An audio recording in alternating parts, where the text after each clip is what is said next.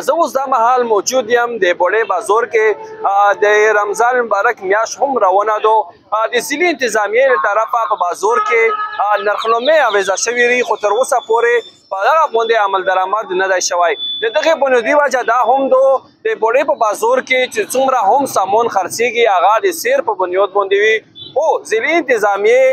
د کیلو په حساب سره ریټونه لګولي دي چې هغې وجې نه د دوکاندارانو او د ګاهک ترمنځ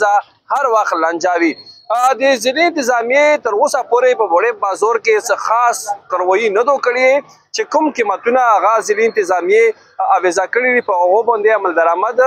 نه دی شوی همدا شونتې د غوښې او سره د سبزیانو قیمتونه هغه زیات دي خو تر اوسه پورې داسې څه کاروایي په باندې نه ده شوې چې هغه باندې عمل درآمد شوی وي او خلکو د ضلعي انتظامیې نه مطالبه کړې ده چې کوم قیمتونه هغه اویزه کړي دي په هغو باندې عمل درآمد وشي دا چې کومه دا خبره زر تا کوم د بوړې بازار نه او دا ځای کې چې کوم دوکانداران دي هغه خپله مرضي چلوي که اخلي یې واخله که نه یې اخلي مهنګایي رو نو په دا باندې پکار دي چې یعنې حکومت مطالبه حکومت ته وړاندې موږ عوامو مطالبه رو چې دا نرخنامې دوله جاري کړي او په هر دکان باندې را نرخنامه لګېدلې او هغې په مطابق باندې را سامان خرڅېږي او اخلي یې دلته خو سیر خرڅېږي دلته کیلو لګولی دلته یې چې کوم دی کیلو لګولی او سیر مطالبان دوته چې دا چکي انتظامیه چې چا کامي چې هغه ته مکمل سزا میلو شي دا خلق لري دا خلق عمل نه کوي هر سړی دا یی کنه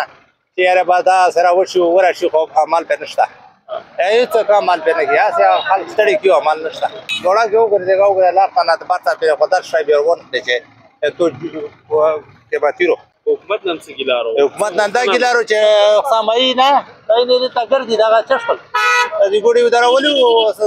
رقم نه کړي بس په مختلف کې لوټ شي بس لوټ شي نو څه غوښتنه لري څه چې څه وکړي بس غوښتنه دې دا چې دا دغه کړي او امنیت دغه ګوډپارې خولي کړي دا اول د دغه نه پیسې اخلي او بیا را نرخنامې وتړي خو په صحیح طریقه را وتړي داسې نه چې دا وایي ورته بیا چې نتیجې شي بیا عمل نشته بس